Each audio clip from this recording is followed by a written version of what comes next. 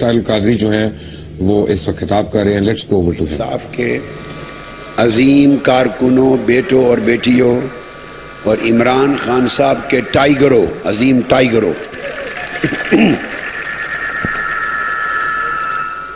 انقلاب کے عظیم سپاہیوں اور آزادی کے عظیم سپاہیوں. انقلاب اور آزادی ساتھ ساتھ چلتے ہیں. قومیں جب انقلاب لاتی ہیں تو وہ حقیقی آزادی کی منزل کو پا لیتی ہیں. 1947 میں پاکستان بنا، ہم اسے تاریخی اعتبار سے آزادی کہتے ہیں، مگر اب حقیقت یہ ہے، لگتا ہے جیسے آپ تاریخ میں پڑھتے ہیں کہ وہ تقسیم ہند تھی، وہ پارٹیشن تھی.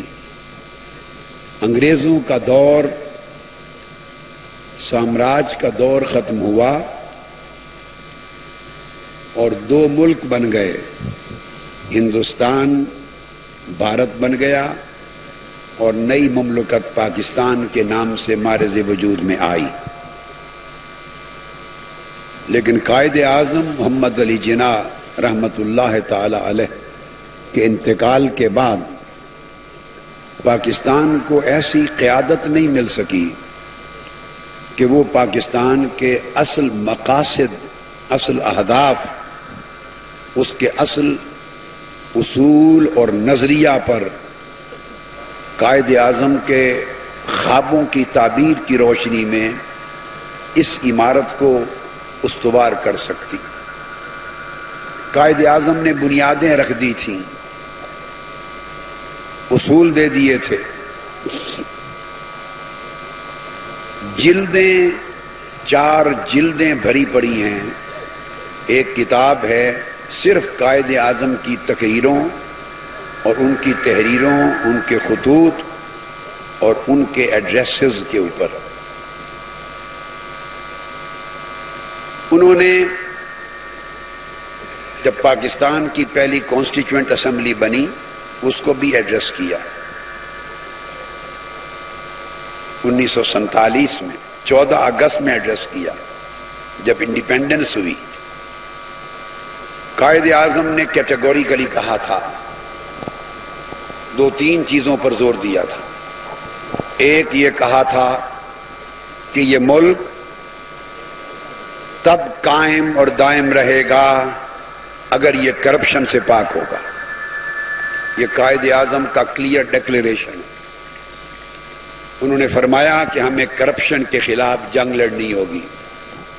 تو پاکستان بنا کر تحفہ دینے والے کرپشن نظام سے کرپشن کے خاتمے کی بات کرتے تھے اور کرپشن کے خلاف جنگ لڑنے کی بات کرتے تھے. لیکن بدقسمتی سے چلتے چلتے حال یہاں تک جا پہنچا کہ اب اس ملک کو سنبھالنے والے اور خود کو مسلم لیگ کا وارث کہنے والے دنیا کے سب سے بڑے کرپشن کے علمبردار ہیں. آپ حیران ہوں گے کہ یورپ میں اور مڈل ایسٹ میں ایشیا کے سب سے بڑے انویسٹر شریف فیملی ہے. پورے ایشیا کی سب سے بڑی انویسٹمنٹ جس کی ہے وہ شریف فیملی. دنیا کے 14 ملک بلکہ 15 ملک تو ایسے ہیں جہاں جہاں ان کی اربوں روپے کی انویسٹمنٹ ہے، بزنس امپائر ہے. ملک کے 18 کروڑ عوام کا پیسہ اور پاکستان کا خزانہ لوٹ لوٹ کر حرام خوری کے ذریعے انہوں نے پوری دنیا میں گلوبل بزنس امپائر قائم کی ہے. 15 ملکوں کی تفصیلات تو میرے پاس ہیں، میری فائلوں میں، اور اس سے زیادہ کچھ ہوگا، اس سے بہت کچھ زیادہ ہوگا. ان کا اقتدار صرف کاروبار کے لیے، یاد رکھ لیں. میں یہ بات کسی غصے اور ناراضگی سے نہیں کہہ رہا. مجھے علم ہے میں نے اللہ کو جان دینی ہے. لوگ میری بات سن رہے ہیں، پورا ملک سن رہا ہے، پوری قوم سن رہی ہے. میں نے اس قوم کو قومی سطح پر 1981 سے لے کے 2014 کتنے سال بنتے ہیں، 1980 سے لے کر 34 سال تک اس قوم کو میں نے قرآن و سنت کی تعلیم دی ہے، تربیت کی ہے. ان کو فکر دیا ہے اسلام کا، ان کو نظریہ دیا ہے اسلام کا، ان کی علمی، فکری، دینی، روحانی، اخلاقی تربیت کی ہے. 34-35 برس کروڑوں لوگوں نے سیکھا ہے. مجھے علم ہے کہ میں کوئی ایسی بات نہیں کر سکتا جس کے اوپر اللہ رب العزت کے ہاں میری گرفت ہو جائے، مواخذہ ہو جائے، یا میرا دل جانتا ہو کہ یہ غلط ہے، جھوٹ ہے، اور میں محض سیاست کے طور پہ اس بات کا ذکر کروں. میں ایسا کام نہیں کرتا. میں آپ کو ایمانداری سے اللہ کو گواہ بنا کے کہتا ہوں، یہ لوگ اقتدار صرف لوٹ مار کے لیے کرتے ہیں. اقتدار صرف لوٹ مار کے لیے ہے. ان کا اقتدار صرف لوٹ مار کے لیے ہے. ان کا اقتدار صرف کاروبار کے لیے ہے. ان کا اقتدار صرف کاروبار کے لیے. ان کا اقتدار صرف کاروبار کے لیے. ان کی سرشت میں جمہوریت نہیں ہے، ان کی خلقت میں جمہوریت نہیں ہے، ان کے مزاج میں جمہوریت نہیں ہے، ان کے وے آف تھنکنگ میں جمہوریت نہیں ہے، ان کی لائف میں، ان کے کلچر میں، ان کے بیہیویئر میں، ان کے انٹریکشن میں، سوشل وے آف تھنکنگ میں جمہوریت نام کی کوئی شے نہیں ہے. جب سے یہ سیاست میں آئے ہیں تب سے کرپشن کا میگا پروجیکٹ شروع ہو گیا ہے. ان کی سیاست کرپشن، ان کی حکومت کرپشن، ان کا اقتدار کرپشن، ان کی جمہوریت کرپشن، ان کا نظام کرپشن. صبح و شام ایک ہی فکر رہتی ہے کہ اس ملک سے پیسہ لوٹ لوٹ کر اگلے 100 سال تک اپنی نسلوں کے لیے کتنا ہم کما کے لے جا سکتے ہیں. کیا 18 کروڑ عوام کا خون اس لیے ہے کہ یہ چوس چوس کر ان کو زندگی سے محروم کر دیں، ختم کر دیں، اور خود ان کے چہروں پر لالیاں آ جائیں. اب غریب اٹھے ہیں، مظلوم اٹھے ہیں، جن کا خون چوسا جاتا رہا، جن کی دولت لوٹی جاتی رہی، جن کی عزتوں پہ ڈاکے ڈالے جاتے رہے، جو پیسے ہوئے لوگ تھے، جو دبے ہوئے لوگ تھے، وہ مظلوم اپنا حق لینے کے لیے اٹھے ہیں. تمہارے چہرے کی لالیاں ان غریبوں کے خون سے ہیں. یہ غریب اب تمہاری لالیاں چھین لیں گے، تمہاری گردنوں کے سریے توڑ دیں گے، توڑ دیں گے. قرآن مجید میں آتا ہے مارج البحرین، 2 سمندر مل گئے. پہلے میں الگ جنگ لڑتا تھا، الگ جنگ لڑتا تھا، عمران خان الگ جنگ لڑتے تھے. یہ 2 سمندر تھے، ملے نہ تھے، مگر اب اس ملک سے کرپشن کے خاتمے کے لیے، آمریت کے خاتمے کے لیے، خاندانی بادشاہت کے خاتمے کے لیے، جبر و بربریت کے خاتمے کے لیے، ظلم کی تاریک رات کو ختم کرنے کے لیے، سیاسی اور معاشی دہشت گردی کے خاتمے کے لیے ہم نے کوئی پلاننگ نہیں کی ملنے کی. اللہ نے قدرتی طور پر ان 2 سمندروں کو ملا دیا ہے. اب کوئی ٹک نہیں سکتا ان 2 سمندروں کے آگے، کوئی ٹک نہیں سکتا. اب بات ان کے استعفے پہ اب ختم نہیں ہوگی.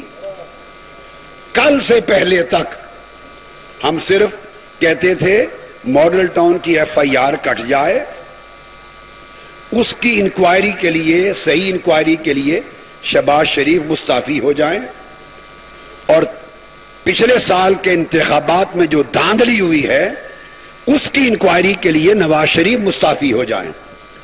کل تک بات 2 استعفوں پر تھی اور 1 FIR پہ تھی، پھر اس کے بعد کمیشن اور ان کی رپورٹس کا معاملہ تھا. لیکن اب جتنا ظلم ان درندوں نے کل رات ان نہتے معصوم بے گناہ پرامن لوگوں پہ کیا ہے، ان میری بیٹیوں پر کیا ہے، میری جان ان بیٹیوں کے جذبے پر قربان. میں آپ کے سروں کے دوپٹوں کو، آپ کے سروں کے سکارف کو، دوپٹوں کو پیار سے چومتا ہوں میری بیٹیاں. میں جان قربان کرتا ہوں آپ کے جذبوں پر، آپ کی بہادری پر، آپ کی جمع ہمت پر. جس طرح ان بزدلوں درندوں کے ساتھ آپ لڑی ہیں، آپ نے سیدہ فاطمہ الزہرا کی سنگت حاصل کر لی ہے، آخرت میں سیدہ زینب کی سنگت حاصل کر لی ہے. اسی طرح میری جان ان کارکنوں پہ قربان، خواہ وہ پاکستان عوامی تحریک کے ہیں، خواہ وہ پاکستان تحریک انصاف کے ہیں. میری جان ان سارے بیٹوں پر قربان. جس طرح جرا مردی کے ساتھ آپ لڑے ہیں، پی ٹی آئی کے کارکنوں کو عمران خان نے تیار کیا، ایک ویژن دے کر، جذبہ دے کر اٹھایا. پیٹ کے کارکنوں کو 33 سال لگا کر میں نے تربیت کی، جیسے بچے کو گود میں لے کے پالا، اور 33 سال آپ کو انقلاب کے انتظار میں رکھا. آج وہ دن آیا. یہ دونوں نوجوان، دونوں کارکن جس طرح جم کے لڑے، اللہ رب العزت ان کو استقامت دے. میں اپنی جان، آپ نے میری جان خرید لی ہے. اللہ کی قسم میں پہلے بھی آپ کے لیے جیتا تھا. مجھے اپنی ذات کے لیے جینے سے کوئی دلچسپی تمنا نہیں. میں تو سمجھتا ہوں کہ شاید میں اس دنیا سے چلا جاؤں تو ممکن ہے اللہ پاک بخش دے تو قبر کی، آخرت کی زندگی شاید یہاں سے زیادہ سکھ والی عطا ہو جائے، اگر اللہ بخشش فرما دے. مجھے جینے سے محبت نہیں.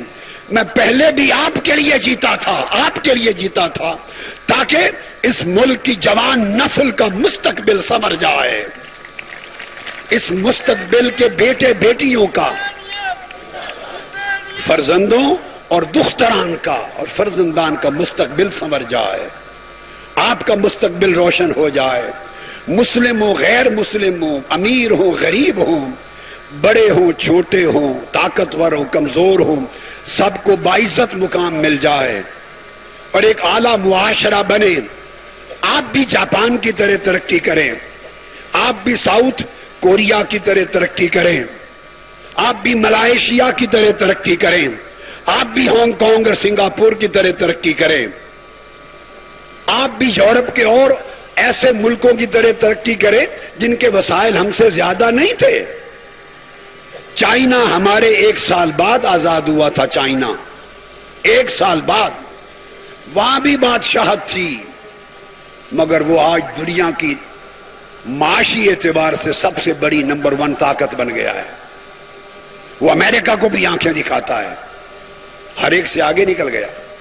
قوم کو جب قیادت ملتی ہے اور کرپشن کو ختم کیا جاتا ہے اور کچھ مقاصد کی طرف قوم کو لے کے چلتے ہیں تو قوموں کی تقدیریں بدل جاتی ہیں. جب باقی دنیا کی، ایشیا اور یورپ اور مغرب میں مشرقی اقوام کی تقدیریں بدل گئیں تو پاکستانی قوم کی تقدیر کیوں بدل نہیں سکتی؟ اس کی تقدیر کو یہ حرام خور کرپٹ لیڈر اپنی خاندانی بادشاہتوں کے ساتھ برباد کر گئے.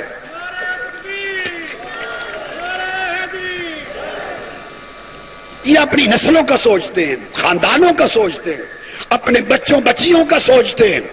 انہیں اپنی نسلوں کے سوا سارے پاکستان میں کوئی اور بندہ قابل اعتماد نظر نہیں آتا. یہ ڈیناسٹی ہے، ڈیموکریسی نہیں ہے. اس لیے تقدیر نہیں بدلی. اب حالیہ جو کل ظلم کیا، ایکسیسو یوز آف پاور کی، یوز آف فورس، دنیا کے کسی جمہوری ملک میں اس کا رواج نہیں. ساری دنیا میں احتجاج ہوتے ہیں، پرامن احتجاج ہوتے ہیں. برطانیہ میں وزیر اعظم کے گھر کے سامنے ہوتے ہیں، آفس کے سامنے ہوتے ہیں. امریکہ میں اوباما کے وائٹ ہاؤس کے سامنے ہوتے ہیں. عراق کی جنگ کا جب معاملہ ہوا تھا تو برطانیہ اور امریکہ کے خلاف خود انگریزوں نے ملینز کی تعداد میں کم سے کم 20-25 لاکھ گورے انہوں نے احتجاج کیا تھا. ان پر تو کسی نے آنسو گیس نہیں چلائی تھی، لاٹھی چارج نہیں کیا تھا، گولیاں نہیں چلائی تھی. شرم سے ڈوب مرو. تم جمہوریت کی بات کرتے ہو مگر جمہوری ملکوں سے سیکھتے کچھ نہیں ہو. امریکہ میں احتجاج ہوتے ہیں, کیا بات ہے, دنیا میں احتجاج ہوتے ہیں, یورپ کے ایک ایک ملک میں احتجاج ہوتے ہیں, ناروے میں ہوتے ہیں, ڈنمارک میں ہوتے ہیں, اسپین میں ہوتے ہیں, فرانس میں ہوتے ہیں, جرمنی میں ہوتے ہیں. آپ جہاں چلے جائیں دنیا کے ہر ملک میں احتجاج ہوتے ہیں. کئی بار آپ دیکھتے ہیں سینٹرل یورپ میں ہوتے ہیں, ایسٹرن یورپ میں ہوتے ہیں, لاکھوں کا سمندر نکلتا ہے مگر کہیں درندگی نہیں ہوتی.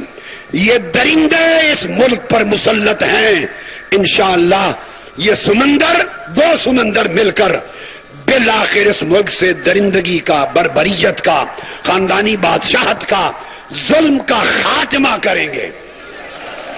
اب یاد کر لو, کل پرسوں تک بات ان کے استعفوں کی تھی, اب استعفوں کی بات نہیں. سن لیں کیا ہوا. پیمز سے ایک ڈاکٹر ہیں, ڈاکٹر ہمارے ملنے والے, تعلق والے, اس لیے میں نام نہیں بتانا چاہتا, وہ خود مریضوں کو ڈیل کر رہے ہیں. انہوں نے خود اطلاع کی ہے پیمز سے کہ 500 سے زائد شدید زخمی تو صرف پیمز ہاسپٹل میں گئے ہیں. 500 سے زائد صرف پیمز میں آئے, اور پولی کلینک میں وہ بھی یہاں کئی سو کے قریب گئے ہیں. کثرت کے ساتھ لاشیں تھی, وہ 14 نہیں تھی. 13 شہید ہو چکے ہیں, اور ڈاکٹر صاحب نے بتایا کہ 83 کی حالت نازک ہے. گویا انہوں نے اب تک 100 کو شہید کر دیا ہے جن کی حالت نازک ہے, اور جن کو ڈائریکٹ گولیاں ماری وہ 500 ادھر, 300-400 ادھر ہوں گے, ممکن ہے 1000 کے قریب ہو جائیں, تو انہوں نے تو 1000 کو شہید کر دیا. اب زندگی موت اللہ کے ہاتھ میں ہے, کون گیا کون بچ گیا. 18 بچے 5 سال سے بھی کم عمر کے ہیں جو زخمی ہوئے. 18. کہاں گیا تمہارا آئین, کہاں گیا قانون, کہاں گئی جمہوریت, کہاں گئے بین الاقوامی قوانین, کہاں گئی بین الاقوامی برادری. 5 سال سے کم عمر کے 18 بچے گولیوں سے زخمی ہوئے ہیں.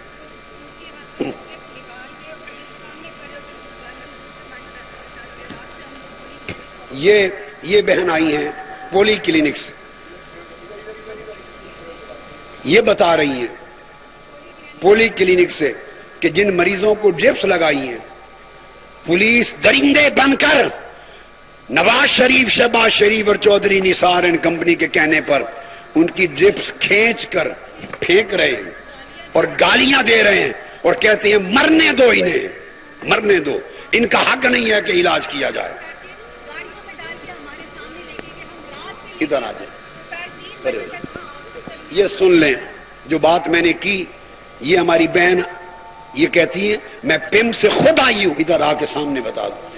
پولی کلینک سے ہمارے سامنے انہیں گاڑیوں میں اٹھا کے جیلوں میں لے گئے ہیں, مریضوں کی ڈرپس اتار کر جیلوں میں لے گئے. بیٹے آگے سے ہٹ جاؤ نا, وہ خاتون بیان دے رہی. بی بی ادھر آ جاؤ, بی بی سیڑھی پر آ جاؤ, سیڑھی پر ادھر منہ کر کے مائک لے کر یہ بات بتا دو, سیدھی مختصر کر کے بات بتا دو.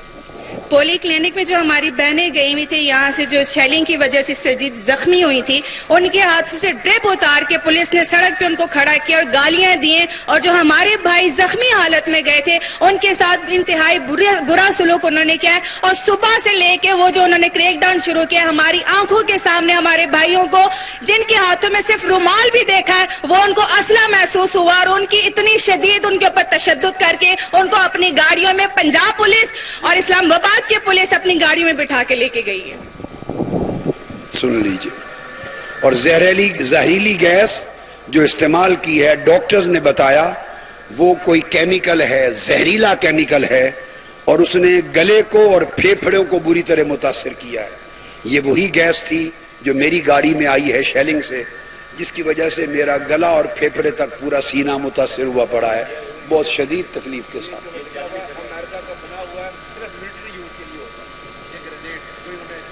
یہ دیکھ لیں, یہ فاسفورس کا زہر ہے, صرف ملٹری یوز کے لیے ہوتا ہے, امریکہ کا بنا ہوا, جنگ کے لیے استعمال ہوتا ہے, جنگ میں یہ رات گرینیڈ استعمال کیے گئے. دیکھیں یہ یہودی ہیں، اسرائیل ہیں، یہ بدتر ہے اسرائیل سے. غزہ سے بڑا ظلم ہو رہا ہے. انہوں نے پاکستان کے غریبوں کو اور مارچ کرنے والے عورتوں، مردوں، بیٹے بیٹیوں کو غزہ کے فلسطینیوں سے بھی بدتر سلوک کیا ہے. یہ یہودی ہیں، اسرائیلی ہیں. اور یہ گاڑیوں کو ہٹ کرنے کے لیے یہ میزائل، بلٹ پروف گاڑیوں کو ہٹ کرنے کے لیے یہ مارے ہیں. یہ دیکھیں میری گاڑی کو مارے ہیں اور عمران خان صاحب کی گاڑی کو مارے. یہ دیکھیں میں نے جو آپ کو بتایا نا جس سے میری حالت خراب رہی 5-6 گھنٹے، یہ مارے ہیں ادھر میری گاڑی کو، ادھر خان صاحب کی گاڑی کو. دیکھ لیں. اور ڈاکٹر نے بتایا کہ آئندہ 8 گھنٹوں میں صرف پیمز میں مزید 30 افراد کے شہید ہو جانے کا خدشہ ہے. جان سے ہاتھ دھو بیٹھے گئے.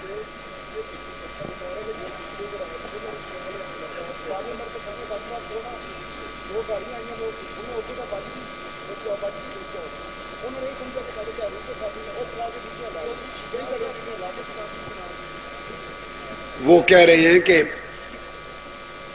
پارلیمنٹ ہاؤس میں گاڑیاں لے گئے ہیں اور خواتین کو بٹھایا ہے. انہوں نے سمجھا کہ ہمارے تحریکی لوگ آئے ہیں سول وردی میں، گاڑیاں بھر کے تو ان خواتین کو لے کے کہیں چلے گئے.